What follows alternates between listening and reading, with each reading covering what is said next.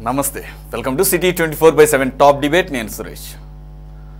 అతడు సినిమాలో తనికెళ్ల భరణికి మహేష్ బాబు గురించి ఓ డైలాగ్ ఉంటుంది. ఎవడైనా కోపంగా కొడతాడు, బలంగా కొడతాడు. వీడేంట్రా చాలా శ్రద్ధగా కొట్టాడు, ఏదో ఒక గోడ కడుతున్నట్లు, గులాబీ మొక్కకు అంటు కడుతున్నట్లు చాలా జాగ్రత్తగా పద్ధతిగా కొట్టాడురా, ఆడు మగాడ్రా బుజ్జి అని అంటాడు.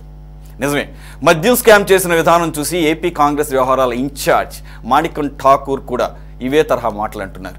అది కేవలం స్కామ్ మాత్రమే కాదని సైంటిఫిక్ మెథడ్ ఆఫ్ కరప్షన్ అని ఎద్దేవా చేశారు.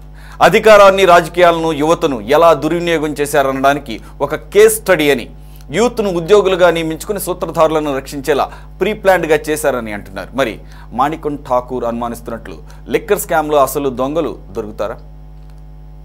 ఎంసంపై డిబేట్లో పార్టిసిపేట్ చేస్తున్నారు YSR Congress party youth wing state సెక్రటరీగా ఉన్నటువంటి కారుమంచి రమేష్ గారు. నమస్తే సార్, వెల్కమ్. అలాగే తెలుగుదేశం పార్టీ అధికార ప్రతినిధి శరత్ చౌదరి గారు, నమస్తే అండి, వెల్కమ్. అలాగే మనకి కాంగ్రెస్ నుంచి సీనియర్ లీడర్గా ఉన్నటువంటి విజయ్ కుమార్ గారు, నమస్తే sir, welcome. Senior journalist, analyst Koteswara గారు కూడా జాయిన్, నమస్తే సార్, వెల్కమ్. సార్ రమేష్ గారు, I will start off with you as the subject is yours. First of all, ఆయన ఇచ్చినటువంటి ఒక టైటిల్ని బట్టి వీ హ్యావ్ టు కంగ్రాచులేట్. అంటే I mean like these are the first terms, not only this one. ఆయన ఆస్తుల కేసుల విషయంలో కూడా క్విట్ ప్రోకో అనేది ప్రపంచవ్యాప్తంగా ఎప్పుడో ఉన్నా కానీ ఇక్కడ ఫస్ట్ టైం వినపడేటట్టుగా చేశారు. అంటే దానికి ఆ రకమైనటువంటి పేరు అప్పుడు పెట్టడం జరిగింది. ఇప్పుడు కాంగ్రెస్ రాష్ట్ర వ్యవహారాల ఇన్ఛార్జ్గా ఉన్నటువంటి Manikam Thakur scientific method of corruption అని చెప్పేసి అంటున్నారు. దాన్ని అలాగే పిలవాలని కూడా చెప్తున్నారు. మరి మేబీ ఆయనకి దాని మీద ఒక మంచి గ్రిప్ ఏమైనా ఉందేమో, అంటే లైక్ దాని మీద ఏమైనా స్టడీ చేశారేమో ప్రపంచవ్యాప్తంగా తెలియదు. అయితే ఆయన చాలా డీటెయిల్గా చెప్తున్నాడు. ఇప్పుడు లిక్కర్ కుంభకోణం గురించి పలు దశల్లో రకరకాలుగా వస్తున్నటువంటి కథనాలు చూస్తే ఈరోజు ఆయన చెప్పిన దానికి దాన్ని అంటారు ఒక డాట్స్ అన్నీ కూడా మ్యాచ్ అవుతున్నాయి. ఇక్కడ ముఖ్యంగా పాలిటికల్గా, అలాగే పొలిటికల్ కరప్షన్, బ్యూరోక్రాటిక్ కరప్షన్, ఇవన్నీ చూస్తూనే ఉన్నాం. కానీ ఆయన చెప్పిన దాంట్లో హైలైట్ అవుతుంది ఏంటంటే, first time youth played a vital role in this scam. భారీ ఎత్తున ఒక 200 మంది వరకు ఇంజనీరింగ్ గ్రాడ్యుయేట్స్ని, అలాగే అకాడమిక్ హైలీ ఎడ్యుకేటెడ్ యూత్ని ఎంప్లాయ్ చేసుకొని వారికి వారి పనికి వారికి ఇస్తూ, లేకపోతే రకరకాల ఆశలు చూపుతూ, ఆ తర్వాత అంతా అయిపోయిన తర్వాత కూడా వారిని చాలా చోట్ల ప్లేస్ చేశారట, రకరకాల ఉద్యోగాలు ఇచ్చారంటున్నారు. ఆయన చెప్పిన దానికి ఏమున్నాయి అనేది తెలియదు. ఆయన ఆరోపణలు అయితే మేము ముందు ఉంచుతున్నారు, మీరు కూడా చూసే ఉంటారు. సో యూత్ను కూడా ఇన్వాల్వ్ చేశారు. దట్టు ఒక క్రూషియల్ పర్సన్స్ని, అయితే కింగ్ పిన్స్ని, లేదంటే కనుక కీలకంగా వ్యవహరించినటువంటి వాళ్ళని ముందే వాళ్ళని షీల్డ్ చేసేటట్టుగా ఒక ప్రీ ప్లాన్గా చేశారు. Which is why we should call this scam as scientific mode of corruption అని చెప్పేసి అంటున్నారు. What is sir? సురేష్ గారు, మీకు ప్యానల్లో ఉన్న సభ్యులకు, అలాగే సిటీ 24/7 ప్రేక్షకులందరికీ కూడా వెరీ గుడ్ ఈవినింగ్ అండి. ఇప్పుడు రాష్ట్ర కాంగ్రెస్ వ్యవహారాల ఇన్ఛార్జిగా ఉన్న మాణికం ఠాకూర్ గారు, సరే ఇక ఆయన ఈ తెలంగాణలో మొన్న తీశారు, పాపం అధికారం ఉన్న రాష్ట్రం నుంచి ఆయన తీసివేయడం జరిగింది. ఎందుకు తీసారో కూడా మరి మీకు తెలుసో తెలీదో, మీకు అవగాహన ఉండే ఉంటుంది నాకు ఖచ్చితంగా.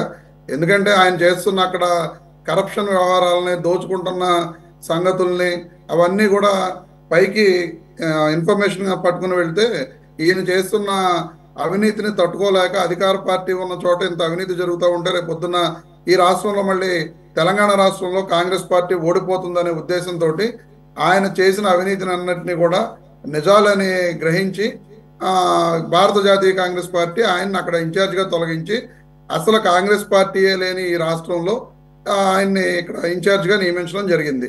ఈ విషయం అందరికీ కూడా తెలుసు. ఇక ఈ రాష్ట్రంలో ఆయనకి పనేం లేదు, ఏదో ఒకటి మాట్లాడాలి. మాట్లాడటంలో ఈ లిక్కర్ స్కామ్ అనేది ఆయనకి ఏదో చెప్పాలనుకున్నారు, దాని మీద ఏదేదో మాట్లాడుతున్నాడు ఆయన. అసలు వైఎస్ఆర్ కాంగ్రెస్ పార్టీ మొదటి నుంచి కూడా ఒకటే చెప్తుంది, లిక్కర్ స్కామ్ అనేది జరగలేదు.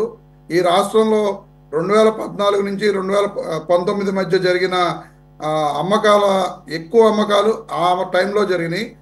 ఈ 19 నుంచి 24 మధ్య జగన్మోహన్ రెడ్డి గారు అధికారంలోకి వచ్చిన తర్వాత ప్రైవేట్ షాపులను తీసేసి, బెల్ట్ షాపులను తీసేసి, గవర్నమెంట్ షాప్స్ని పెట్టి లిక్కర్ అమ్మకాలను చేయడం జరిగింది. ఎక్కడైతే ఎక్కువ మద్యం అమ్మకాలు జరుగుతాయో వాళ్ళకి ముడుపులు ఇస్తారు తప్ప తక్కువ అమ్మకాలు జరిగినప్పుడు ఎలా ముడుపులు ఇస్తారని చెప్పి కూడా మా పార్టీ అధ్యక్షులు జగన్మోహన్ రెడ్డి గారు కూడా అడగడం జరిగింది. ఈ రకంగా రాష్ట్రంలో అసలు లిక్కర్ స్కామే మేము జరగలేదని చెబుతుంటే, సరే కుట్రతో కోణాలతోటి తెలుగుదేశం పార్టీ కానీ కూటమి ప్రభుత్వం కానీ ఈ స్కామ్ అనేది ఉంది అని చెప్పి ఏదో కేసులు కట్టడం, అరెస్టులు చేయడం అనేది జరుగుతుంది. ఈ కేసులో ఎక్కడా కూడా ఇప్పటి వరకు, ఇప్పుడు ఆయన చెప్పినట్టుగా, మాణికం ఠాగూర్ గారు చెప్పినట్టుగా 200 మంది యువతని ఎంప్లాయ్ చేసుకున్నారని చెప్పి చెప్తున్నారు. ఎంతమంది యువతని వీళ్ళు ఈ రోజున అరెస్ట్ చేసి లేదా వాళ్ళని ఎంక్వైరీ చేసో, వీళ్ళందరినీ కూడా మేము ఎంక్వైరీ చేసాం. ఏదో ఒక్కళ్ళ పేరు మాత్రమే చెప్పడం జరిగింది, ప్రణయ్ అని ఎవరో పేరు, అతను ఒక్కడి పేరు మాత్రమే తెలిసిందే, అతను ఒక్కడే చెప్పినట్లుగా చెప్తున్నా. మనకు కూడా పేపర్లో వచ్చే న్యూస్, మీడియాలో వచ్చే న్యూస్ తప్ప ఫుల్ ఫ్లెడ్జ్డ్ ఇన్ఫర్మేషన్ అయితే మీ దగ్గర కూడా లేదు, నా దగ్గర కూడా లేదు. 200 మంది యువతని ఎంగేజ్ చేసుకున్నప్పుడు ఆ 200 మంది యువత కూడా వాళ్ళందరినీ కూడా ఎంక్వైరీ చేయాల్సిన బాధ్యత కుటుంబ ప్రభుత్వానికి ఉంది. వాళ్ళందరూ కూడా మేము ఈ క్యాష్ని హ్యాండిల్ చేసాం, ఈ క్యాష్ని ఇక్కడి నుంచి అక్కడికి పట్టుకెళ్ళాం, ఇలాగా ప్రతి ఒక్కటి కూడా నిరూపించవలసిన అవసరం ఉన్నది. ఇవేమీ లేకుండా ఈ రోజున యువతని దాంట్లో ఆపరేట్ చేసి 200 మందిని సైంటిఫిక్ మెథడ్ ఆఫ్ కరప్షన్ చేశారు అని చెప్పి వీళ్ళు చెప్పడం అనేది, ఆయన చెప్పడం ఎస్పెషల్లీ చాలా హాస్యాస్పదంగా ఉంది. ఎందుకంటే ఈ రాష్ట్రంలో 2024 ఎలక్షన్లో కాంగ్రెస్ పార్టీకి వచ్చిన ఓటింగ్ శాతం 1.72%. టోటల్గా 3,37,84,776 ఓట్లు పోలైతే కాంగ్రెస్ పార్టీకి వచ్చిన ఓట్లు 5,47,831. అంటే వైఎస్ జగన్మోహన్ రెడ్డి గారికి ఆ రోజున కడప బై ఎలక్షన్లో ఎంపీగా నిలబడితే వచ్చిన మెజారిటీకి 2,000 ఓట్లు ఎక్స్ట్రా వచ్చిన పరిస్థితి ఈ రాష్ట్రంలో కాంగ్రెస్ పార్టీ పరిస్థితి. అటువంటి పార్టీకి ఇన్ఛార్జిగా ఉన్న వ్యక్తి ఆరోపణలు చేశారంటే అసలు దాని గురించి చర్చ పెట్టడం అనేది ఒక ఇది, కానీ తప్పదు కాబట్టి, ఎందుకంటే అతను ఒక భారత జాతీయ కాంగ్రెస్ పార్టీ ఇన్ఛార్జిగా ఉన్న ఆరోపణలు చేశారు కాబట్టి దాని మీద డిబేట్ మీరు పెట్టి ఉండొచ్చు. ఎక్కడా కూడా మేము ఈ రోజు ఒకటే స్టాండ్ అయి ఉన్నాం, ఎక్కడా కూడా రమేష్ గారు ఈ రోజు ఏదో మాణిక్యం ఠాకూర్, అఫ్ కోర్స్ మీరు అన్నది కరెక్టే, ఆయన డిజిగ్నేషన్ బట్టి కావాలని పెట్టుకోవచ్చు, కానీ అదొక్కటే కారణం కాదు. Liquor case is one of the biggest scam అని చెప్పేసి గత 7-8 నెలల నుంచి మనం చూస్తున్నాం. అనేకమైనటువంటి డెవలప్మెంట్స్ ఏ రోజు కా రోజు రీసెంట్లీ చేరెడ్డి భాస్కర్ రెడ్డి గారు, అలాగే ఈరోజు రేపు అనుకుంటా అటెండ్ అవ్వాల్సింది మిథున్ రెడ్డి గారు, వారి కుమారుడు. కాబట్టి అలాగే కాదు, ఇప్పుడు ఆయన చెప్పింది ఏదో అలవాగ్గా ఎక్స్లో ఏదో పెట్టాడో లేకపోతే ఆయన ఏదో చెప్పాడని చెప్పేసి అంటే నేనైతే ఖచ్చితంగా డిబేట్ పెట్టేవాడిని కాదు. there is an investigation, there is a high level investigation going on in this state and which attracted the attention of the whole nation. Okay, second thing is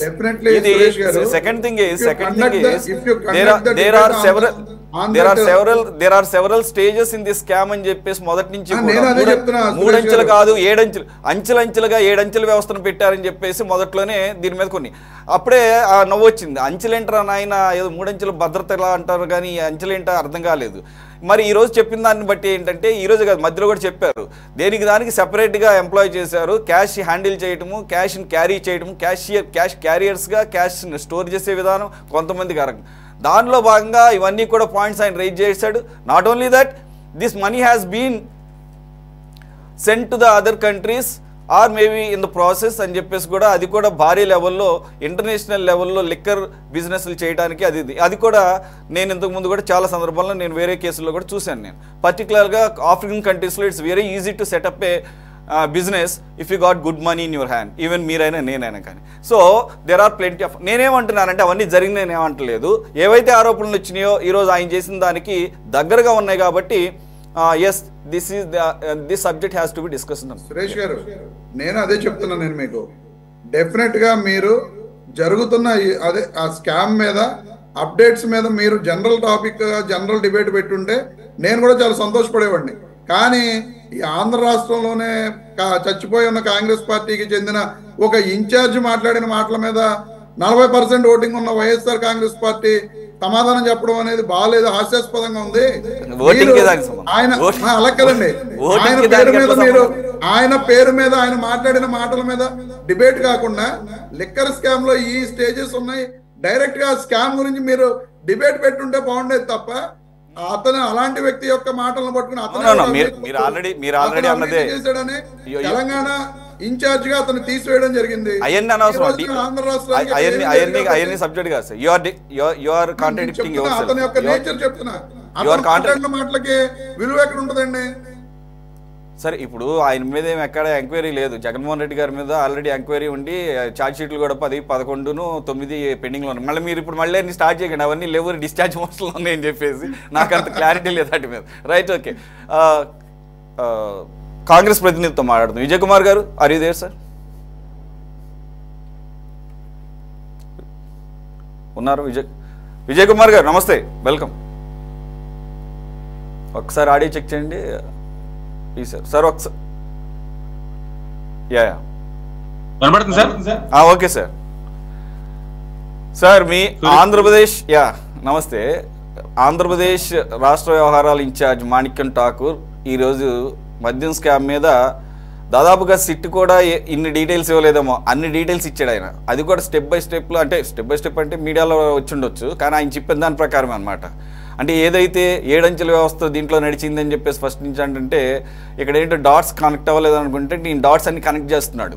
మరి అది మన వైసీపీ మిత్రుడు చెప్పినట్లు అదొక ఎలిగేషన్గా మిగిలిపోతుందా, లేదంటే కనుక సిట్ కూడా అదే కోణంలో కొన్ని బయట పెట్టింది ఆల్రెడీ.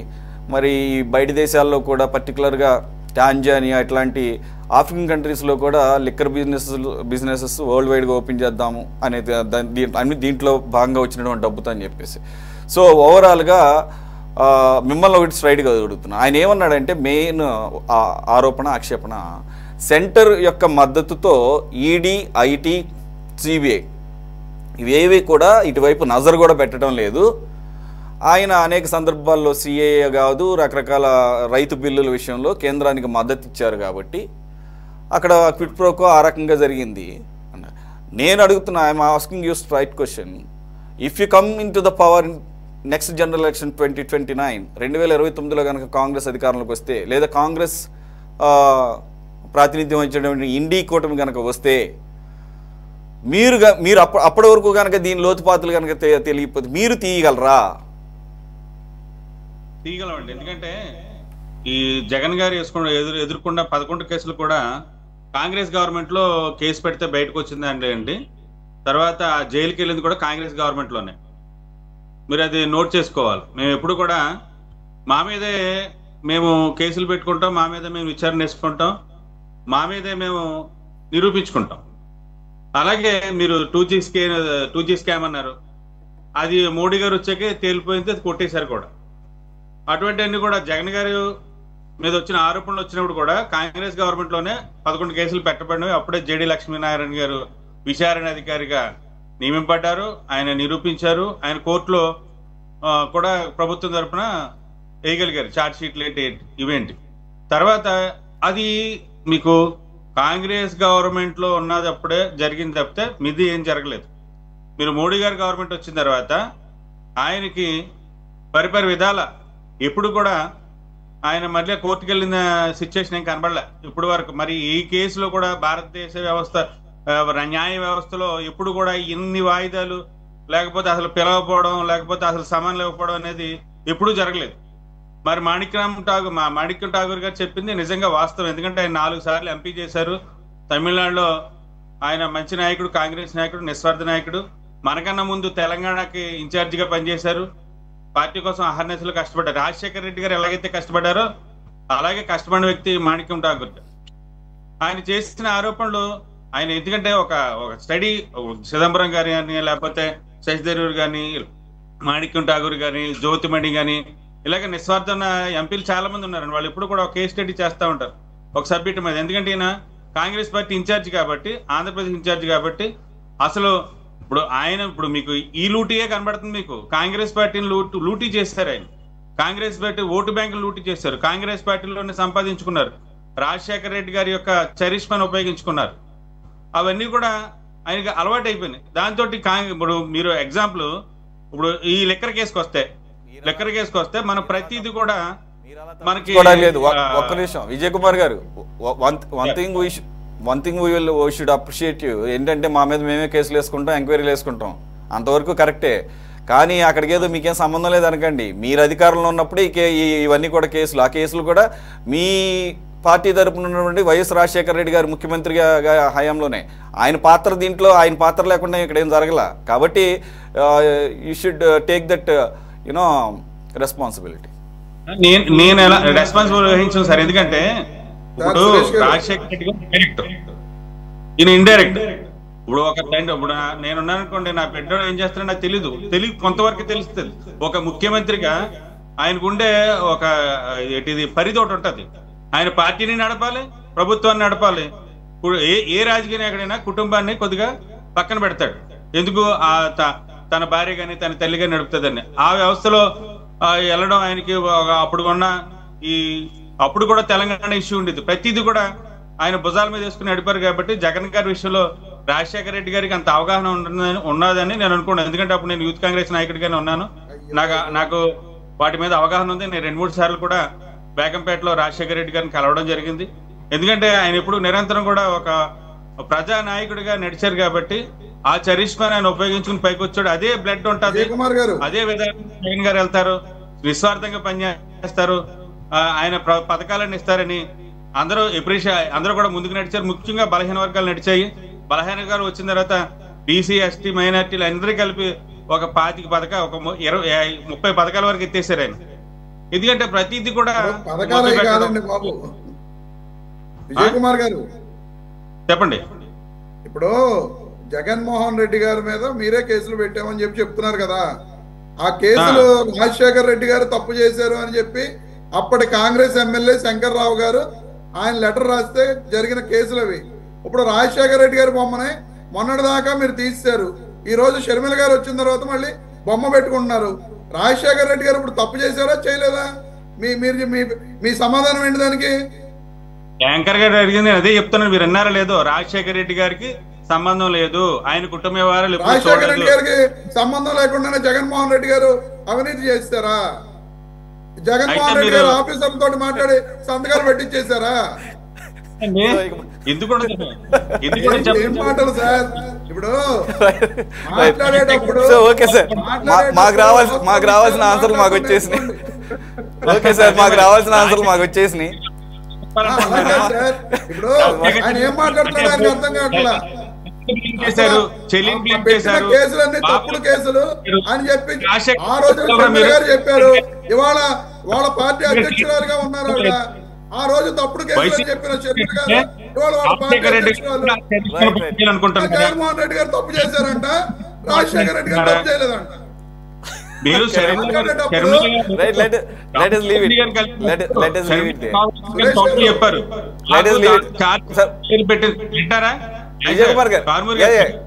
మీ వాయిస్ బ్రేక్ అవుతుంది, మళ్ళా వస్తాను. బట్ మీ పాయింట్ నాకు అర్థమైంది. ఆయన్ని ఛార్జ్ షీట్ లో పెట్టింది ఆ తర్వాత పొన్నవోలు సుధాకర్ రెడ్డి గారి చేత వాదింపు చేయబట్టి. బట్ వాట్ ఎవర్, తప్పు. పొన్నవోలు సుధాకర్ రెడ్డి గారు ఛార్జ్ షీట్ లో పెట్టలేదు. అప్పటికే జేడీ లక్ష్మీనారాయణ గారు ఛార్జ్ షీట్ లో పెట్టిన విషయాన్ని పొన్నవోలు సుధాకర్ రెడ్డి గారు ఆధారాలతోటి చూపించడం జరిగింది. అదే సార్, దాని ద్వారా బెయిల్ సంపాదించడం జరిగింది. ఇప్పుడు పెట్టింది రాజశేఖర రెడ్డి గారిని కాంగ్రెస్ పార్టీ, ఎఫ్ఐఆర్ లో పెట్టింది పార్టీలు పెట్టరు సార్. సిబిఐలు పెడతాయి, ఈడీలు పెడతాయి, పార్టీలు పెడతాయి. పార్టీలు అంటారు. అదేనండి, ఇప్పుడు ఆయన కాంగ్రెస్ పార్టీ ప్రతినిధిగా ఉన్నారు కాబట్టి ఆయన సమాధానం చెప్తారు. పార్టీ అపారాలు తెలుస్తుంది. మరి ఏం మాట్లాడుతుందో మీకు అర్థం కావట్లేదు. రాజశేఖర రెడ్డి గారి మీద బురద జల్లాలనుకుంటున్నారా మీరు? సార్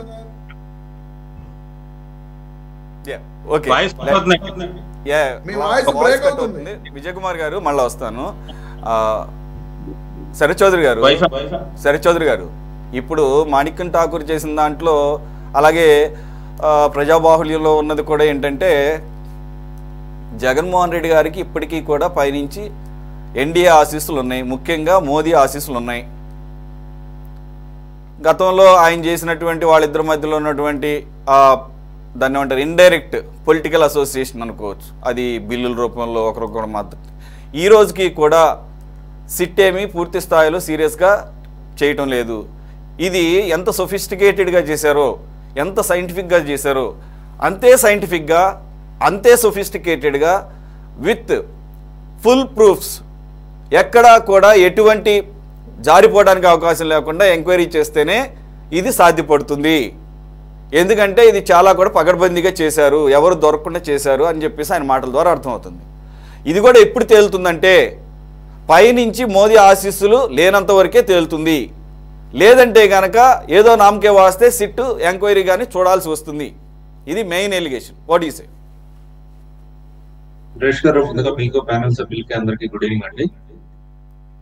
ఇప్పుడు సిట్ ఎంత సీరియస్ గా ఉంది అని అనేది ఈ మధ్య కాలంలో గత 2 రోజుల వెనక కూడా చెవిరెడ్డి భాస్కర్ రెడ్డి అరెస్ట్ తోటి ఒక క్లారిటీ వచ్చిండ. ఎక్కడా కూడా కూటమి ప్రభుత్వం ఏదో దూకుడిగా ఇదేదో మనకి ఒక్క నిమిషం. చెవిరెడ్డి భాస్కర్ రెడ్డి గారు లెక్కర్ స్కామ్ లో ఉన్నారు, ఆయన్ని అరెస్ట్ చేయాలని చెప్పేసి మీకు ఇప్పుడు ఆయన పోలీస్ స్టేషన్కి వెళ్ళి హడావిడి చేసిన తర్వాత గుర్తొచ్చిందా? అంటే మీకంటే సిట్కి అప్పటి వరకు ఆయన లిక్కర్ స్కామ్ లో లేడా? అప్పటి వరకు లిక్కర్ స్కామ్ లో ఉన్నాడా లేడా అని అంటే అండి, ప్రతిదీ ఆధారాలు ఉంటే తప్ప ముందుకు వెళ్ళలేని పరిస్థితి సిట్ లో ఉంది. ఎక్కడ ఇప్పుడు మనకు పేరు వచ్చిన వెంటనే డైరెక్ట్ గా వెళ్ళిపోయి మనం అరెస్ట్ చేయడం అనేది కాదండి. వాళ్ళకి సంబంధించిన ఇదివరకు ట్రాన్సాక్షన్స్ ఏమైనా ఉన్నాయా, మనకి ప్రాపర్ గా మనం ఒకసారి రిమాండ్ కోరుతున్నాము అని అంటే జడ్జి గారి దగ్గర రిమాండ్ యాక్సెప్ట్ చేసే విధంగా ఉండాలి. కానీ ఏది ఎవిడెన్స్ లేకుండా బేస్లెస్ అలిగేషన్స్ తోటి మనం ముందుకెళ్లే పరిస్థితుల్లో కూటమి ప్రభుత్వం అసలు లేదు. అదే విధంగా చెయ్యాలి అని అనుకుంటే ఈ పాటికి అందరినీ తీసుకొచ్చి లోపల వేసేసుకోవచ్చు. 2 నెలల్లోనే మొత్తం అందరినీ తీసుకొచ్చి ఎవరెవరు యథవేషాలు వేశారు గత 5 సంవత్సరాలు అందరినీ తీసుకొచ్చి లోపల వేయచ్చు. అంటే నేను అడగడానికి కారణం ఏంటి, పొదిలి పోలీస్ స్టేషన్ దగ్గరికి వెళ్ళి ఆయన కొద్దిగా అడవాడు చేస్తే దాని జరిగిన వెంటనే జరిగేసరికి ఏమన్నా సడన్ గుర్తొచ్చింది ఆయన పేరు కూడా ఉందని చెప్పేసి? లేదు సార్, ఎందుకంటే ఇప్పుడు అట్లా అనుకుంటే అంబటి రాంబాబు మొన్న బ్యారికేడ్లు కూడా ఎత్తి పక్కనేసాడు. అట్లా ఈ పాటికి ఆయన కూడా లోపల ఉండాలి కదా. అది కాదు, మనం ఏంటంటే ఒక సిస్టమాటిక్ అప్రోచ్ లో వెళ్తున్నాము. వీళ్ళు మాణిక్యం ఠాకూర్ గారు చెప్పినట్లుగా ఒక సిస్టమాటిక్ క్రైమ్ ని 7 అంచెల భద్రత ఎలాగైతే ఉంటుందో అలానే ఒక కొంతమందిని హైర్ చేసుకోవడం, యువతకు ఉద్యోగాలు లేవు కాబట్టి వాళ్ళని ఒక మనీ హ్యాండ్లింగ్ ఏజెంట్ లాగా తయారు చేసుకొని ఏ విధంగా అయితే ఒకరికి తెలియకుండా ఒకరికి, ఇదివరకు కూడా మనం 2-3 డిబేట్స్ లో ఇదే టాపిక్ మీద మనం డిస్కస్ చేసుకున్నాం. ఎక్కడా కూడా 1 and 2 చేసేది 3rd మెంబర్ కి తెలీదు, 2 and 3 చేసేది 1 కి 4 కి తెలీదు. ఆ విధంగా పకడ్బందీగా చేసిన ట్రాన్సాక్షన్స్ లో యూత్ ని ఇన్వాల్వ్ చేశారు అని అనేది ముమ్మాటికి నిజం. దానికి సంబంధించి ప్రతిదీ కూడా ఎవరెవరి పాత్ర ఒక్కొక్క ఇన్వెస్టిగేషన్ జరిగేటప్పుడు ఎవరెవరిదైతే పాత్ర కన్ఫర్మ్ అనేది తేలుతుందో ఆ తర్వాత మాత్రమే వాళ్ళని అదుపులోకి తీసుకోవడం, ప్రశ్నించడం, తద్వారా అక్కడతోటి ఎండ్ అయిందా లేక ఇంకా ముందు ఎవరన్నా ఉన్నారా లేక వాళ్ళకి తెలిసింది ఏంది అనే దాన్ని బట్టి వాళ్ళు చెప్పిన ఇన్ఫర్మేషన్ బేస్ చేసుకొని అవి కరెక్టా తప్ప లేక వీళ్ళు మళ్ళీ సిట్ ని తప్పుదోవ పట్టించడానికి ఏమన్నా రాంగ్ ఇన్ఫర్మేషన్ ఇస్తున్నారా అని పలు కోణాల్లో ఇంటర్నల్ గా విచారణ జరుపుకున్న తర్వాత ఒక స్టెప్స్ వేయడం జరుగుతుంది. ఏదో ఆషామాషిగా ఇన్వెస్టిగేషన్ అయితే జరగట్లేదు, సిట్ లో ప్రాపర్ గానే వెళ్తుంది మొత్తం. మొత్తాన్ని మీరైతే కనుక సెంటర్కి ఇప్పుడున్నటువంటి జగన్మోహన్ రెడ్డి గారికి లేదంటే కనుక ఇప్పుడు మీరు దాంట్లో అసోసియేట్ అయి ఉన్నారు, ఆ అంశం మాత్రం మీరు టచ్ చేయలేదు. As per your convenience, no worries. Koteswara Rao garu, Manikyam Thakur చెప్పినటువంటి అంశాలు ఆయన ఏదో పేరు పెట్టారు కానీ ఇవన్నీ కూడా ఇంతకుముందు డిఫరెంట్ సినారియోస్లో విన్న వాటికి ఆయన ఒక హైరార్కీ ఇచ్చినట్టుగా కనపడుతుంది ఈరోజు కనుక చూస్తే. అయితే మోస్ట్ అన్ఫార్చునేట్ థింగ్ ఏంటంటే అది 200 మంది 300 మంది 100 మంది పక్కన పెడితే అసలు దీనికి సంబంధం లేనటువంటి యూత్ని ఎంప్లాయ్ చేసుకొని వాళ్ళని స్పెసిఫిక్ టాస్క్లు ఇచ్చేసి మనీ హ్యాండ్లర్స్గా, మనీ ట్రాన్స్పోర్టర్స్గా ఈ రకంగా వాడుకున్నారు. తర్వాత వాళ్ళని దీని నుంచి డిసోసియేట్ చేశారని, అది సంతోషం కనీసం, లేకపోతే వాళ్ళు స్కామ్లో బలైపోవాల్సి వచ్చి డిసోసియేట్ చేసి అక్కడక్కడ కొంతమందికి ఉద్యోగాలు ఇచ్చారట, లేదా కొంతమందికి అక్కడతో వదిలేసి వాళ్ళకి ఇవ్వాల్సినటువంటి రెమ్యూనరేషన్ ఇచ్చారని చెప్పేసి ఉన్నారు. సరే, అవన్నీ సిట్ తేల్చాల్సింది ఉంది. ఏ విధంగా చూడాలి సార్ ఈరోజు సడన్గా కాంగ్రెస్ రాష్ట్ర వ్యవహారాల ఇన్ఛార్జ్ మాణిక్యం ఠాకూర్ ఎప్పుడు లేనిది సడన్గా ఇలా యాక్టివ్ అయిపోయి ఈ రకంగా మాట్లాడటం చూస్తే want to fill the shoes of YCP again? ఇప్పుడు మాణిక్యం ఠాకూర్ గారు ఏం చెప్పారు అనేటువంటి దాన్ని చూస్తే సైంటిఫిక్ అనేటువంటి పదజాలాన్ని ఆయన వాడారు. నేనేమంటున్నానంటే సైంటిఫిక్ కాదు, చట్టబద్ధంగానే ఇప్పుడు జరుగుతున్నటువంటి అవినీతి అంతా కూడా చట్టబద్ధంగానే జరుగుతూ ఉంది. చట్టానికి దొరకకుండా జరుగుతున్నటువంటి పరిణామాలు లేదా ఉదంతాలు అనేటువంటిది మనకి స్పష్టంగా కనిపిస్తూ ఉంది.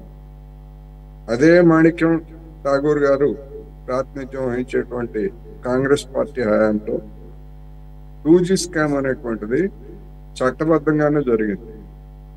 అందుకనే దాని గురించి నరేంద్ర మోడీ గారు లేదా ఎవరైనా ఎంత మొత్తుకున్నా కానీ దాన్ని ఎందుకు రుజువు చేయలేకపోయారంటే అంత చట్టబద్ధంగా జరిగింది. ఏమిటి చట్టబద్ధం అంటే ముందు దరఖాస్తు చేసుకున్నటువంటి వాళ్ళకి ముందుగా స్పెక్ట్రమ్ కేటాయిస్తారు అనేటువంటిది ఒక నిర్ణయం చేయబోతున్నటువంటి విషయం అధికారంలో మంత్రివర్గంలో ఉన్నటువంటి వాళ్ళకి ముందుగా తెలుస్తుంది. ఆ తెలిసినటువంటి వాళ్ళు తమ అనుచరులుగా ఉన్నటువంటి వాళ్ళకి ఒప్పందించి మీరు ఒక దరఖాస్తు పడేయండి, ఆ దరఖాస్తు తర్వాత మీకు తెలుస్తుందని చెప్పేసి ఆ విధంగా దరఖాస్తు చేయించారు. ఆ విధంగా జరిగినటువంటి స్కామ్ అది. ఏమిటి అంటే చట్టబద్ధంగానే ముందుగా దరఖాస్తు చేసుకున్నారు, చేసుకున్న దానికి పాలసీ దానికి అనుగుణంగా ఉంది, అందుకని వాళ్ళకి ఇచ్చాము. దానిలో స్కామ్ ఏముంది? ఇది కాంగ్రెస్ వాళ్ళు చెప్పినటువంటిది. దాన్ని రుజువు చేయడానికి నరేంద్ర మోడీ గారు కదా ఆ బ్రహ్మదేవుడు ఇచ్చినా కానీ దాన్ని ఏమి రుజువు చేయలేదు. అదేవిధంగా షకీ ఒప్పందానికి సంబంధించి అదానీ ఇచ్చినటువంటి ముడుపుల గురించి కూడా అంతే. షకీ ఒప్పందం చేసుకున్నదేమో రాష్ట్ర ప్రభుత్వంతో, అదానీ ఆ ఒప్పందంతో నిమిత్తం లేకుండా జగన్మోహన్ రెడ్డి గారికి ముడుపులు ఇచ్చారని చెప్పేసి అమెరికా కోర్టులో కేసు దాఖలైంది. అది కూడా చూసినప్పుడు అదానీ నేనెందుకు ఇచ్చానంటాడు, జగన్మోహన్ రెడ్డి గారు నేనెందుకు తీసుకున్నానంటారు. చంద్రబాబు నాయుడు గారిని దాని మీద విచారణ జరిపించబోయా అంటే నాకు వివరాలు రాలేదు, నాకు అమెరికా కోర్టు నాకు చెప్పలేదు అని చెప్పేసి ఆయన తప్పించుకుంటాడు. నరేంద్ర మోడీ గారికి ఏమో దాని గురించి అసలేం మాట్లాడు. ఇవన్నీ చట్టబద్ధంగా జరుగుతున్నవే. ఈ లిక్కర్ స్కామ్ కూడా చట్టబద్ధంగానే జరిగింది అనేది మాత్రం నేను చెప్పదలుచుకున్నాను. ఏమిటి చట్టబద్ధంగా జరిగిందంటే లిక్కర్ కంపెనీల నుంచి లిక్కర్ కొనుగోలు చేశారు.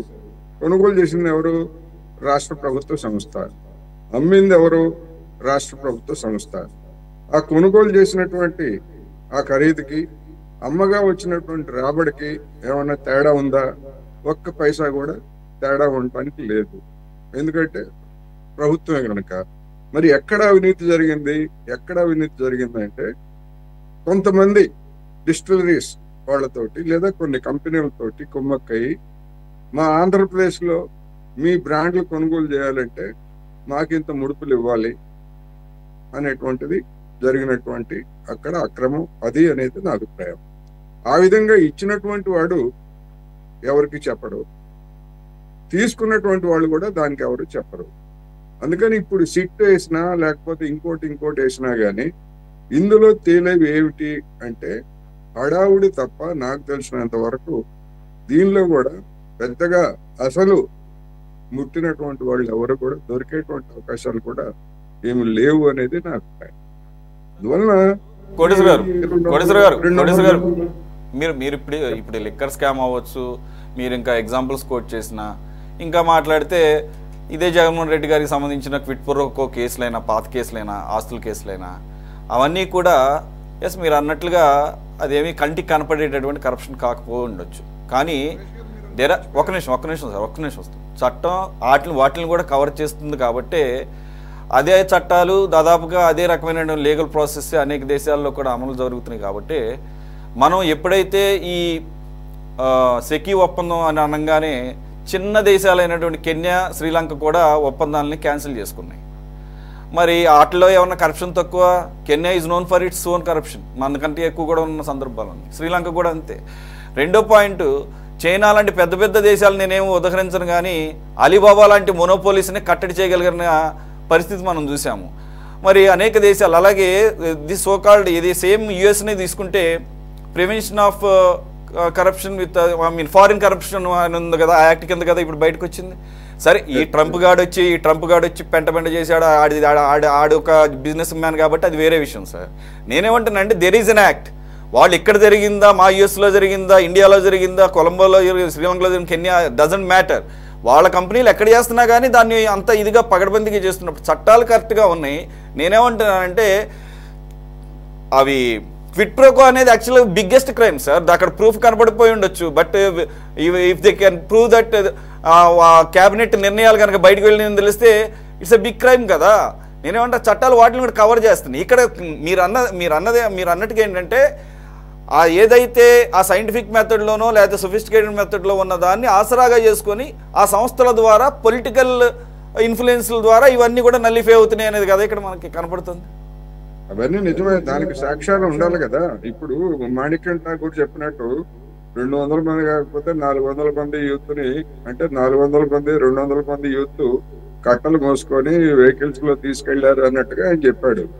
ఇదేమన్నా ఎర్ర చందనం దొంగల్ని మోసుకుపోయి సినిమాల్లో మోసుకుపోయినట్టుగా మోసుకుపోయేటువంటి వ్యవహారం కాదు ఇది.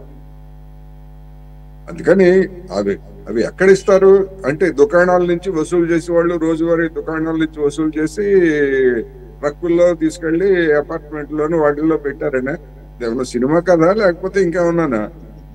అది ఎట్లా సాధ్యం అవుతుంది? ఎన్ని దుకాణాల నుంచి ఎంత రోజు కలెక్ట్ చేస్తారంటే 200? అది కాదు, అది ఆయన చెప్పింది అట్లా కాదు సార్. కలెక్షన్ గురించి కదా ఆయన చెప్పింది. 3500 ఏదైతే స్కామ్ ఉందో మీరు అన్నారు కదా, డిస్టిలరీస్ ను ఈ బ్రూవరీస్ నుంచి మీకు ఈ ఆర్డర్ కనుక మేము ప్లేస్ చేస్తే మాకు రావాల్సినటువంటి కమిషన్, దాని గురించి ఆయన మాట్లాడాడని నేను అనుకుంటున్నాను. దాని గురించి సరే, ఆయన 200 మందిని కలెక్షన్ ఏజెంట్ గా పెట్టి ట్రాన్స్పోర్ట్ చేశారు, అపార్ట్మెంట్ లో పెట్టారని కూడా ఉందిగా. అవును, ఇక్కడే అంటున్నాను నేను. అదేమి రోజువారీ కలెక్షన్ ఏజెంట్లు మన కిరాణా దుకాణాలకి సరుకులేసి కలెక్షన్ ఏజెంట్లు తీసుకొస్తుంటారు. ఆ విధంగా 200 మంది కలెక్షన్ ఏజెంట్లను పెట్టి వాళ్ళ చేత కట్టలుగా మోయించారా? జరిగేదేనా? ఎక్కడైనా జరుగుతుందా? రిటైల్ షాపుల నుంచి రోజువారీ కలెక్షన్ అనేది కాదనుకుంటారు. ఎందుకంటే ఇది ఇంతకుముందు కూడా వచ్చిన ప్రస్తావన సిట్ ఎంక్వైరీలో హైదరాబాద్ లో కొన్ని ఏరియాల్లో పెట్టి కొన్ని స్పెసిఫిక్ పాయింట్స్ కూడా చెప్పారు. టోలీ చౌకీ అని చెప్పేసి, అలాగే ఖైరతాబాద్ అని, జూబ్లీ హిల్స్ కొన్ని పాయింట్స్. అయితే ఆ రకంగా కొన్ని కలెక్షన్ పాయింట్స్ స్టోరేజ్ పాయింట్స్ పెట్టుకున్నారు అనేది ఇంతకుముందే వచ్చింది. దానికి ఈయన చెప్పిన దాన్ని తప్ప అంటే ఇక్కడ మీరు అన్నది కరెక్టే, ఏదో తాడేపల్లిలో మంగళగిరిలో అపార్ట్మెంట్లు తీసుకుని స్టోరేజ్ అది కాదు. కానీ మరి ఏం జరిగిందో తెలియదు. చిన్న సబ్మిషన్ చెప్పండి. ఇప్పుడు డబ్బులు కలెక్ట్ చేసాము అనేది ఎక్కడి నుంచి కలెక్ట్ చేశారని చెప్తున్నారు మీరు? డిస్టిలరీల నుంచి, అంతేనండి? నేను అదే చెప్తున్నా. కోటేశ్వర ఒక్క చిన్న సబ్మిషన్. సురేష్ గారు చెప్పింది డబ్బులు డిస్టిలరీల నుంచి ఎక్కడైతే లిక్కర్ ప్లేస్మెంట్స్ పెట్టారో, ఆర్డర్స్ పెట్టారో వాళ్ళ దగ్గర నుంచి డబ్బులు కలెక్ట్ చేశారని చెప్తున్నారు మీరు, అంతేనండి? అంటే ఆ కుర్రోళ్ళు డైరెక్ట్ గా నేనే ఇన్వెస్ట్ చేసింది కాదు. నేనేమన్నా అంటే ఇక్కడ రకరకాల ఇప్పుడు ప్రభుత్వం ఇన్వెస్ట్ చేసింది. రాజ్ కేసిరెడ్డి ఒక ఫస్ట్ ప్లేస్ లో ఉన్నాడు, అక్కడి నుంచి ఇంకొకళ్ళ దగ్గర. సార్ సురేష్ గారు ప్రభుత్వం ఇన్వెస్టిగేట్ చేసిందే డిస్టిలరీలకు ఆర్డర్లు పెడితే ఆ ఆర్డర్ల మీద వీళ్ళు డబ్బు తీసుకున్నారు అనేదే కదా అభియోగం ఇక్కడ. మన రాష్ట్రంలో ఉన్న డిస్టిలరీలు ఎన్ని సార్? 11 డిస్టిలరీల దగ్గర నుంచి డబ్బులు కలెక్ట్ చేయడానికి 11 చోట్ల, పోనీ 11 2లో 11 3లో 11 5లో చాలు 200 మందిని పెట్టి ఈ 200 మందిని ఎక్కడెక్కడ డబ్బులు కలెక్ట్ చేయించారు సార్. ఇదే ఒక పెద్ద ఫేక్ స్టోరీ. 11 డిస్టిలరీల దగ్గర అట్లేం లేదులేండి సార్, ఒక్క నిమిషం ఆగండి సార్. ఇక్కడ నేనేమి ఇన్వెస్టిగేటివ్ ఏజెన్సీ నేను కాదు, నేను ఉన్నది మీ కళ్ళ కట్టినట్టు చెప్పడానికి. వినండి, మనీ ఎప్పుడు కూడా ఏదైనా మనీ ఎప్పుడు కూడా, ఒక్క నిమిషం ఆగండి సార్. బ్యాంకులో ఎప్పుడు కూడా డైరెక్ట్ గా 10 lakh ఏదన్నా కనుక డిపాజిట్ కానీ ఇతర కానీ చేస్తే నజర్ పడుతుంది తప్ప, ఒక 10 transactions 1 lakh చొప్పున పెడితే నజర్ పడుతుంది. అలాగే భారీ ఎత్తున ఒకటే అమౌంట్ని క్యారీ చేయడం కన్నా స్ప్లిట్ చేసుకుంటూ వెళితే దాని లెక్కలు వేరుంటాయి. అది ఎలా జరిగినది తర్వాత ఇన్వెస్టిగేషన్. రెండోది, నేను ఇప్పుడు ఒక ఎగ్జాంపుల్ చెబుతాను వినండి. ఇదే డిబేట్లో ఏదైతే ఈ సాక్షి డిబేట్ విషయంలో మన కొమ్మినేని కృష్ణరాజు గారి విషయం కనుక మనం వచ్చిన సందర్భంలో ఒకనొక ఎనలిస్ట్ గారు మనకి రెగ్యులర్గా వస్తారు, మరి మేబీ ఆ రోజు ఎవరు ఉన్నా నాకు గుర్తులేదు, ఆయన చెప్పింది చెప్తున్నాను. కొన్ని పేమెంట్స్ ఎలా జరుగుతాయి అని అంటే ఆయన చెప్పింది నేను చెప్తున్నా, ఇదే నా నోట్ల నుంచి వచ్చింది కాదు. ఒక స్లిప్ ఇస్తారు, ఒక నంబర్ ఇస్తారు, హైదరాబాద్లో పలానా ఆఫీస్కి వెళ్ళమంటారు, వెళతారు, స్లిప్ ఇస్తారు, డబ్బులు ఇస్తారు. ఇది సాక్షిలో కొంతమంది ఆయనకి ఇచ్చినటువంటి ఇన్ఫర్మేషన్ ఆయన ఇక్కడ ఆన్ ఎయిర్లో చెప్పినటువంటి దాన్ని చెప్తున్నా. ఇక్కడ దీనికే మాత్రం మెయింటైన్ చేస్తున్నప్పుడు ఇక ఆ లెవెల్లో కనుక స్కామ్ని లేకపోతే అమౌంట్ని ట్రాన్స్ఫర్ చేయాలనుకుంటే ఇంకా సోఫిస్టికేటెడ్గా ఉంటాయి. నాకైతే తెలియదు, నేనేమంటున్నానంటే ఉన్నదాని ప్రకారంగా మనం మాట్లాడుకోవటం. ఇక్కడ డిస్టిలరీస్ దగ్గర నుంచి తప్ప షాపుల దగ్గరికి వెళ్ళేసి క్యాష్ ట్రాన్సాక్షన్ జరిగినాయి కదా అని చెప్పేసి అవి తీసుకొని వెళ్ళారని అంటలా, అది ఫూలిష్గా ఉంటుంది. విజయ్ కుమార్ గారు ప్లీజ్. సురేష్ గారు నేను కంప్లీట్ చేయలే ఇంకా. ఇది హవాలా పద్ధతిలో మీరు చెప్పినట్టు చీటీ ఇస్తే, లేకపోతే సినిమాల్లో చూపించినట్టుగా చిరిగిపోయినటువంటి నోట్ ఇస్తే రెండో నోటు ఉందా లేదా నంబరు, ఇట్లాంటి అన్ని హవాలా పద్ధతిలో జరిగేటువంటి వ్యవహారాలు, దానికి అనేకమైనటువంటి అడ్డదారులు ఉన్నాయనేటువంటిది ఇవాళ ఆధునికమైనటువంటి వ్యవస్థలో మనందరికీ తెలిసిందే. అందువలన నేను ఇంతకు ముందు కూడా చెప్పాను, ఇదే విషయం చెప్పాను. అవినీతి అనేటువంటి జరిగితే ఆ స్థాయిలో ఆ పద్ధతిలో జరగాలి తప్ప దుకాణాల్లో అధిక రేట్లు కంపి అది రోజువారీ కలెక్ట్ చేసి జగన్ గారి ప్యాలెస్లకు ఇచ్చారనో లేకపోతే ఇంకోటి ఇచ్చారనో, ఎన్నికల సమయంలో ట్రక్కులు వచ్చినాయి, వెళ్ళేటప్పుడు నీట్గా వెళ్ళి వచ్చేటప్పుడు ఖాళీగా వెళ్ళి, ఇట్లాంటివన్నీ కూడా చెప్పారు. నేను అటువంటిది ఏ విధంగానూ జరగదు, ఎక్కడ జరగాలో అక్కడ జరుగుతుంది. ఉదాహరణకు జగన్ గారికి సంబంధించినటువంటి అవినీతి కేసుల్లో లేదా సాక్షి కేసుల్లో ఆయన ఉన్నాడు కదా, పొట్లూరి వెంకటేశ్వరరావు ఎవరో ఉన్నాడు కదా, ఆయన వాదించింది ఏంటి? నేను ఒక వ్యాపారిని, సాక్షి పత్రిక ఒక వ్యాపార పత్రిక, 10 రూపాయలు 300 పెట్టి ఎందుకు కొన్నాను, 10 రూపాయల షేర్ 300 ఎందుకు కొన్నానంటే లాభం వస్తుందని నేను కొన్నాను. ఒకవేళ అది చట్టబద్ధంగానే కొన్నాడైనా, అదేమి అందులో దాచిందేం కాదు ఆ షేరు. ఎందుకు కొన్నారంటే లాభం వస్తుంది అనుకున్నాను, రాకపోతే నష్టపోయేది నేనే కదా, నేను చూపించాను కదా చట్టబద్ధంగా, దీనిలో అవినీతి ఎక్కడని చెప్పేసి ఆయన ప్రశ్నించాడు. అందుకని షేర్లు కొన్నా లేకపోతే ఇంకోటి కొన్నా లేకపోతే ఇవన్నీ కూడా అన్ని చట్టబద్ధంగా జరుగుతున్నటువంటివి, చట్టబద్ధంగా జరిగేటువంటి వాటిని నిరూపించడం అనేటువంటిది అంత తేలిక కాదు. లాలూ ప్రసాద్ లాంటి వాళ్ళు నేనేమంటానంటే సార్, మనకి చిత్తశుద్ధి ఉండి ఆ కమిట్మెంట్ ఉంటే ప్రూవ్ చేయొచ్చు. అంటే ఇప్పుడు మీరు ఇందాక ఒక ఎగ్జాంపుల్ చెప్పారు, కొనొచ్చు 10 రూపాయలు 300కి కొనొచ్చు, 3000కి కూడా కొనొచ్చు. అక్కడతో అవ్వలేదు కదా, ఫిట్ ప్రో కో ఉంది కదా అక్కడ, రెండోది కంప్లీట్ కంప్లీట్ అవ్వాలంటే అదే కదా సార్ అక్కడ ఎస్టాబ్లిష్ చేయాల్సింది. ఇక్కడ కన్వీనియంట్ గా తప్పించుకుంటున్నారు, ఆన్సర్ చెప్పేశాడు, దర్యాప్తు సంస్థలు లేకపోతే కోర్టులు మినకుండిపోతాయి. అలా కాదు కదా, నీకు దానికి ప్రతిఫలంగా నీ కంపెనీల్లో ఏ రకంగా పెట్టుబడులు ఇన్వెస్ట్మెంట్స్ వచ్చినాయి, నీకు ఏ రకంగా ప్రభుత్వం నుంచి తాయిలాలు అందినాయి, దీన్ని ఎస్టాబ్లిష్ చేస్తారు కదా, చాలా చోట్ల చూస్తాం కదా బయట దేశాల్లో. మరి ఇక్కడ చేయకపోతున్నారంటే దానికి కూడా మరి గవర్నమెంట్ పాలసీ, ఇండస్ట్రియల్ పాలసీ లేదు, ఫలానా రేవు దగ్గర నీకు 20,000 ఎకరాలు ఇస్తాము ఎవరికైనా అంటే, అదే ఆయన దానికి దరఖాస్తు చేసుకున్నాడు, దరఖాస్తు చేసుకుంటే సో అండ్ సోకి ఎలిజిబిలిటీ ఉంది, ఇచ్చాము. అది చట్టబద్ధంగా జరిగినటువంటి ఫ్రాడే కదా. అదే సార్, అదే కానీ కరెక్ట్ గా అదే టైంలో జరుగుతుంటది. ఏంటిది అది జరిగిన ఒక 4-5 రోజులకి ఇలాంటివి జరుగుతూ ఉంటాయి. ఏమిటంటే యాదృచ్ఛికం అంటారు, అంతే యాదృచ్ఛికం. నేను బిజినెస్ మ్యాన్ ని, అదే అటొక లావాదేవీ జరిపాను, ఇటొక లావాదేవీ జరిపాను, నేను అక్కడ కొనుక్కున్నాను, ఇక్కడ నాకు ప్రభుత్వం ఇచ్చింది. అయితే యాక్చువల్ గా ఉంది, ఎవరికి తెలియనటువంటి భాగవతాలు ఇవన్నీ. కానీ ఇటువంటి వాటిని రుజువు చేయటం అంటే అంత తేలిక కాదు. ఇప్పుడు 3,500 కోట్లనో లేకపోతే ఇంకెంతనో తెలుగుదేశం ప్రభుత్వం, కూటమి ప్రభుత్వం చెప్తుంది కనుక దాన్ని ఏ విధంగా రుజువు చేస్తారు అనేటువంటిది ఒక సమస్య. నేనేమంటున్నానంటే, ఇది ఇలాగే దీర్ఘకాలం కొనసాగుతూ పోతూ ఉంటే వచ్చే ఎన్నికల నాటికి ఏమి తేలకపోతే ఇది కూటమి ప్రభుత్వానికి గుదిబండగా మారుతుంది, జగన్మోహన్ రెడ్డి గారికి ఒక పెద్ద అస్త్రంగా మారుతుంది. చూడండి, 4 ఏళ్ల నుంచి మా మీద వేధింపులు పెట్టి కేసులు పెట్టారు, ఇంతవరకు తేల్చలేదు అని చెప్పేసి జనం ముందుకెళ్ళి అమాయకంగా ఫోజు పెడతారు. అన్ని అందరికి తెలిసినటువంటిదే కదా మనకి. ఎక్కడైనా జగన్మోహన్ రెడ్డి గారు అంటున్నారంటే ఇక్కడ సందర్భం అయింది కనుక, రేపు ఇంకెవరైనా అంతే, ఎవరైనా అంతే, ఎవరి మీద వచ్చినటువంటి ఆరోపణలు అంతే. ఉదాహరణకు చంద్రబాబు నాయుడు గారి హయాంలో పనికి ఆహార పథకం కింద బియ్యం రెడ్డి గారని ఒక మంత్రికి పేరు వచ్చింది, నాగం జనార్దన్ రెడ్డి గారికి. ఆయన చేసిన ఎక్కడన్నా దొరికిపోయాడు ఎవరన్నా? మొత్తం బొక్కేశారు అధికార పక్షంలో ఉన్నటువంటి వాళ్ళు ఆ రోజు పనికి ఆహార పథకం ఇంకో పథకం పేరుతోటి. అందుకని ఎక్కడన్నా దొరికారు ఎవరన్నా? ఎవ్వరు దొరకరు. మొత్తం అంతా కూడా చట్టబద్ధంగా జరుగుతున్నటువంటి అవినీతి అనేది నేను చెప్పదలుచుకున్నాను. విజయ్ కుమార్. సురేష్ గారు, చంద్రబాబు నాయుడు గారు కూడా స్కిల్ డెవలప్మెంట్ స్కామ్ లో ఆయన కేసు ఉంది, inner ring road scam case ఉంది, అలాగే ఫైబర్ నెట్ స్కామ్ కేసు ఉంది. ఆ కేసుల్ని మీరు ఎక్కడ ఉటంకించట్లా, ఓన్లీ జగన్మోహన్ రెడ్డి గారి మీద ఉన్న కేసులు మాత్రమే. మీరు అంత గొప్పగా దాంట్లో డీటెయిల్స్ పెట్టారు కాబట్టి మా లాంటి వాళ్ళకి నోట్లో నుంచి రావడానికి పాయింట్ లేదు, దొరకట్లేదు. అదే మీరు అంత గొప్పగా దాంట్లో డీటెయిల్స్ బయట పెట్టారు. ఎఫ్ఐఆర్ కాపీ కూడా లేకుండా ఫైబర్ నెట్ అంట, ఫైబర్ నెట్ ఉన్న ఫైబర్ నెట్ మొత్తాన్ని బొక్కేసింది మీరు. మళ్ళీ ఫైబర్ నెట్ కేసు అంట. ఒక ఏపీలో ఉన్న లాభాల్లో ఉన్న సంస్థని ఫైబర్ నెట్ ని 1200 మంది ఉద్యోగస్తుల్లో మీ వాచ్మెన్ ని సెక్యూరిటీ మీకున్న పని మనుషుల్ని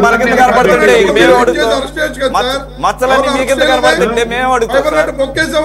I'm ready to question anybody, but మచ్చలన్నీ మీ కింద కనబడుతుంటే నేను ఎక్కడ మేము అడుగుతాం. ఏది చూస్తుంటే ఆ అరెస్ట్ కూడా సక్రమంగా చేశారు, అది సక్రమంగా చేయలే. అదే అడుగుతున్నా. ఫైబర్ నెట్ బొక్కేసామని చెప్తున్నారు కదా. బొక్కేసారు, డౌటే లేదు, బొక్కేసారు. నిజం చెప్పాలంటే ఆ సంస్థను భ్రష్టు పట్టించారు. ఇన్వెస్టిగేషన్ జరుగుతుంది. ఇప్పుడు రామ్ ఇన్ఫో అనే వాళ్ళ ద్వారా వ్యాపార అనే వాళ్ళ ద్వారా ఏ విధంగా మీకు జరగని ట్రైనింగ్ ని జరిగినట్టుగా వాలంటీర్లకు శిక్షణ ఇచ్చినట్టుగా. ఒక్క నిమిషం సమయం ఎక్కువ లేదు. ఇప్పుడు రకరకాల వాటిలోకి వెళ్తే ఇక టైం సరిపోదు. నేను ఎందుకు ఆ మాట మాట్లాడాల్సి వచ్చిందంటే, నేను యూజర్ని, నేను లాస్ట్ 8 yearsగా మొన్న ఒకసారి ఫోన్ చేశాను, కనెక్షన్ పోయిందండి. కనీసం అంతకుముందు ఆడెవడో ఎక్కడో ఏంటి సెకండ్ పార్టీకి ఇచ్చారంట, అసలు మిగతా స్టాఫ్ ఎవరు లేరంట. సార్ నా దగ్గర ఇంతకన్నా ఇన్ఫర్మేషన్ లేదు, ఇక్కడ ఎవరు స్టాఫ్ కూడా లేరు, మా శాలరీలు కూడా సరిగ్గా ఇవ్వట్లేదండి. అంటే ఇప్పుడు మీరు అనొచ్చు ఈ ప్రభుత్వం కదా తప్పు అని చెప్పేసి. అది మొత్తాన్ని తుడిచిపారేశారు కదండి 1200 మందిని పెట్టి. అదే కాదు కదా 2000 కోట్ల రూపాయలు అప్పని. ఏం చేసింది? 100 మంది సరిపోతారు, అక్కడ 100 మంది స్టాఫ్ సరిపోతారు. దాంట్లో 1200 మంది పెట్టి నేను చెప్పడం కాదు, జీవి రెడ్డి గారు కళ్ళ కట్టినట్టు వివరించారు కదా సార్. జీవి రెడ్డి గారు కళ్ళ కట్టినట్టు వివరించారు కదా, ఇక నేను చెప్పాల్సిన అవసరం ఉంది. అదే అన్ఫార్చునేట్, అదే సార్ ఆయన తప్పు చేశాడని పంపించలా. ఆయన చెప్పినట్టునే వాళ్ళు, ఆయన ఏదో కాస్త దాని ఫార్మాలిటీస్ కాకుండా ఆయన కొద్దిగా డైరెక్ట్ ఇది అయ్యేసరికి అట్లా జరిగింది. అది కూడా తప్పేది. అది టీడీపీ వాళ్ళకు ఉన్నటువంటి వాళ్ళ యొక్క విధి విధానాలు అట్లా ఏడ్చినీళ్ళండి. ఒకసారి విజయ్ కుమార్ గారు. సార్ ఇప్పుడు మీరు డిస్టిలరీల దగ్గర డబ్బు కాదండి ఈ ఎంక్వైరీలు తేలాల్సింది. గత 4 ఏళ్లుగా ప్రతి బ్రాందీ షాపు దగ్గర నగదు మాత్రమే తీసుకున్నారు, డిజిటల్ చెల్లింపులు లేవు. ఫస్ట్ ఆ నగదు ఏ బ్యాంకులో వేశారు, ఏ ఖాతాలో వేశారు, ఎక్కడికి వెళ్ళింది? ఇప్పుడు కూటమి ప్రభుత్వం వచ్చాక వాహనాలు ఎందుకు క్యాన్సిల్ చేశారండి? అప్పుడు మిస్యూజ్ జరిగింది, అది అందరికీ తెలుసు. ఇప్పుడు మన వినండి మీరు మాట్లాడుతున్నాడు, వినండి మీరు మాట్లాడండి, డిస్టర్బ్ చేయకండి. ఇప్పుడు రోహిత్ గారి నాన్నగారిని, ఆయన పేరేంటండి, ఆయన తిరుపతి చెవిరెడ్డి భాస్కర్ రెడ్డి గారు అక్కడ నుండి డిస్ట్రిబ్యూట్ చేశారంటే రాయలసీమకి దాన్ని ఒక రీజనల్ పెట్టుకున్నారు. విజయవాడకు రీజనల్ పెట్టారు, విశాఖపట్నం రీజన్ పెట్టారు. ఆ డబ్బులన్నీ దానికోసం చేశారని అందరికీ తెలుసు. ఎక్కడ వేశారు డబ్బులు? డిజిటల్ చెల్లింపులు ఎందుకు లేవు? మీకు అరవింద్ కేజ్రీవాల్ గారిని ఎందుకు అన్ని నెలలు జైల్లో ఉన్నాడు, ఏ స్కామ్ లో ఉన్నాడు? అలాగే కవిత గారు ఏ స్కామ్ లో వెళ్ళారు? జగన్ గారి ప్రభుత్వంలో ఎవరు ఎందుకు వెళ్ళలేకపోయారు? జగన్ గారి ప్రభుత్వంలో మాకు మాణిక్యం ఠాగూర్ గారు ఆరోపించినట్టు ఆయన అన్ని బిల్లుల్లో కూడా ఆయన సపోర్ట్ చేశాడు. పిట్ బ్రోకో ఇక్కడ జరిగింది. నేను బిల్లులకి సపోర్ట్ చేస్తాను, నాకు ఇది చేయండి. ఇప్పుడు లేకపోతే ఈయన మీద ఎందుకు కేసులు రాలి, ఇప్పుడు ఎందుకు వస్తున్నాయి అన్నీ? మీరు ఒకటి ఆలోచించండి. నగనీలు 11 డిస్టిలరీ ద్వారా కాదు, రాష్ట్ర వ్యాప్తంగా ఉన్న వేలాది దుకాణాల ద్వారా నగదు వచ్చింది. ఆ నగదు నిల్వలు దాచారు. దాంట్లో ఒకటన్నో తాడేపల్లి. అదే ఆరోపణ. అది కాదని నిరూపించుకోండి. ఇప్పుడు చట్టబద్ధమైన అవినీతి అంటున్నారు. చట్ట వ్యతిరేకమైన అవినీతి ఎక్కడ కూడా డిజిటల్ చెల్లింపులు ఉండాలన్న మోడీ గారి ప్రభుత్వం ఈ లిక్కర్ షాపులకి ఎందుకు డిజిటల్ యాక్సెప్ట్ చేయలేకపోయింది? ఇప్పుడున్న బీజేపీ నాయకురాలు అధ్యక్షురాలు పురంధరేశ్వరి గారు అప్పుడు ఎంత డిమాండ్ చేశారు? డిజిటల్ చెల్లింపు తీసుకోవాలని. ఇక్కడ అరణ్యరోధన అయిపోయింది. కేంద్రంలో ఉన్న ప్రభుత్వం ఆయనకి అండగా ఉంది కాబట్టి అవేవి కూడా నడవలేదు. లేకపోతే అవేవి నడవలేదు కాబట్టి అటు కేసీఆర్ కుమార్తె కవిత గారిని, ఇటు ఢిల్లీ సీఎం కేజ్రీవాల్ గారిని అరెస్ట్ చేసి లోపలేశారు.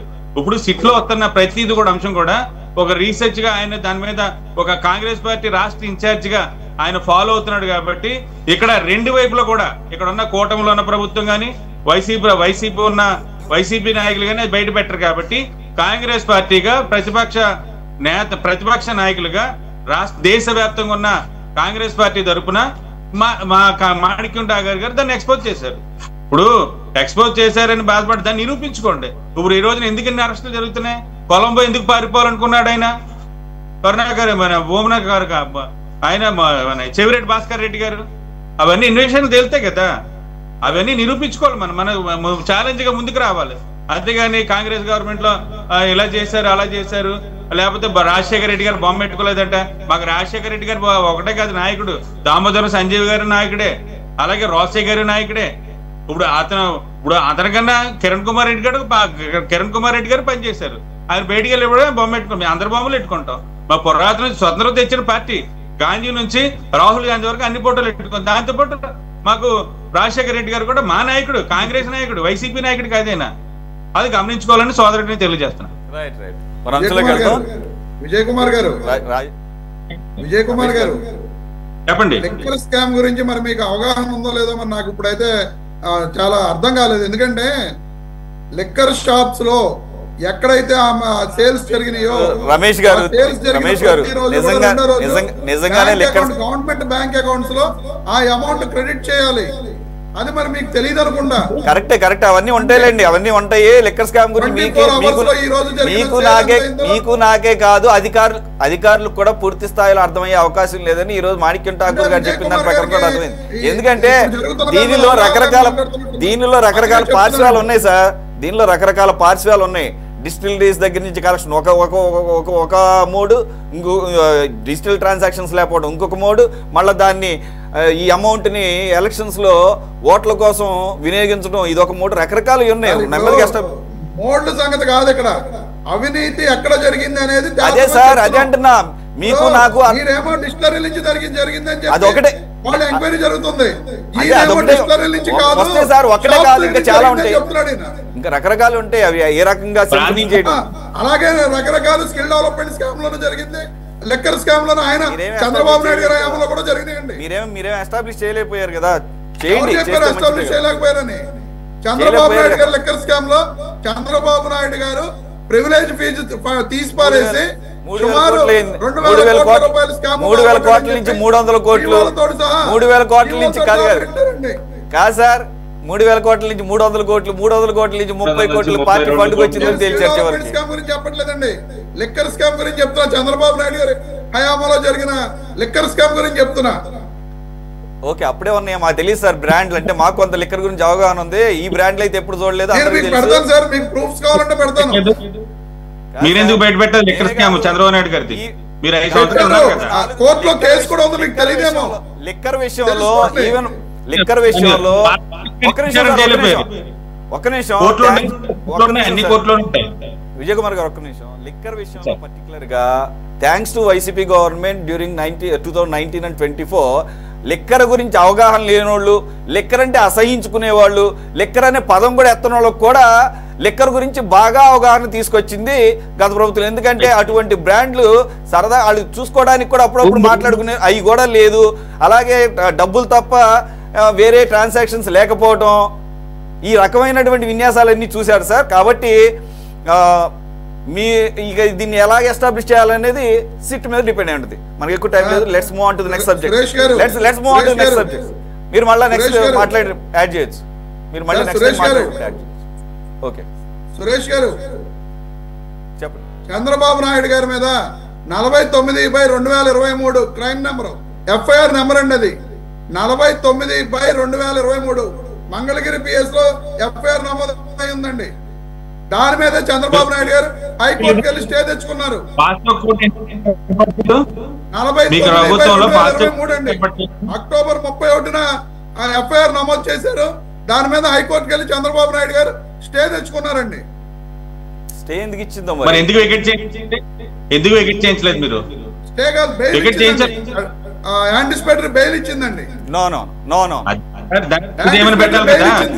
మీరు చెక్ చేయండి. నేను మీకు పెడతాను కావాలంటే కాపీస్. నేను మీకు 49/2023 ఎందుకంటే మీరు అదే సార్ గ్రౌండ్ లేకపోతేనే ఇస్తాయి. మరి అట్లాంటి మరి ఏం గ్రౌండ్ ఉందో మరి 49/2023లో ఎఫ్ఐఆర్ నెంబర్ అన్నది. ఆ ఎఫ్ఐఆర్ నెంబర్ లో యాంటిసిపేటరీ బెయిల్ తెచ్చుకున్నాడు ఈయన. సమర్థించడం లేదు కానీ అసలు మీ కూటమి గవర్నమెంట్ వచ్చిన తర్వాత మీరు ఆరోపించే వరకు అసలు ఆయన మీద లిక్కర్ స్కామ్ ఉందన్న సంగతి జనాలకు తెలియ కూడా చేశారంటే అంత గొప్ప చేశారు. అదే మీరు ఇచ్చింది మీరు కాదంటలేదు సార్, కాదంటం లేదు. నేనేమన్నానంటే ఆ రకమైనటువంటి ఇన్పుట్స్ పెట్టారనమంటున్నాను అన్న ప్రజాబాహుళ్యంలో. Right, anyway let's move on to the next. దొంగలు ఊళ్ళు వెళ్ళుకున్నట్టు చేసుకున్నారు అంతే. మరి నేషనల్ హెరాల్డ్ కేసులో సోనియా గాంధీ, రాహుల్ గాంధీ ఏ విధమైన దొంగలో? మరి ఆగండి సార్, నేషనల్ హెరాల్డ్ కేసులో సోనియా గాంధీ, రాహుల్ గాంధీ ఏ విధమైన దొంగలు వస్తాయి? అడిగే రాహుల్ గాంధీ, సోనియా గాంధీ దగ్గరికి వెళ్తే నేషనల్ హెరాల్డ్ కేసులో వాళ్ళు ఏ దొంగలు? ఓకే, నేను కంక్లూడ్ చేస్తాను. నేషనల్ హెరాల్డ్ కేసులో ఒక నిమిషం సార్, ఒక నిమిషం ఆగండి. నేషనల్ హెరాల్డ్ కేసులో టోటల్గా మొత్తం ఐ మీన్ ఎంత అమౌంట్ సింఫనింగ్ జరిగింది అనేది నాకు తెలియదు. కానీ నాకు తెలిసి అయితే ఈ రీజనల్ పార్టీస్ లేకపోతే రీజనల్ స్టేట్స్లో జరిగినంత అయితే కానీ అక్కడ నేనైతే వినలేదు. కోటేశ్వర గారు తర్వాత క్లారిటీ ఇస్తారు. Let's move on.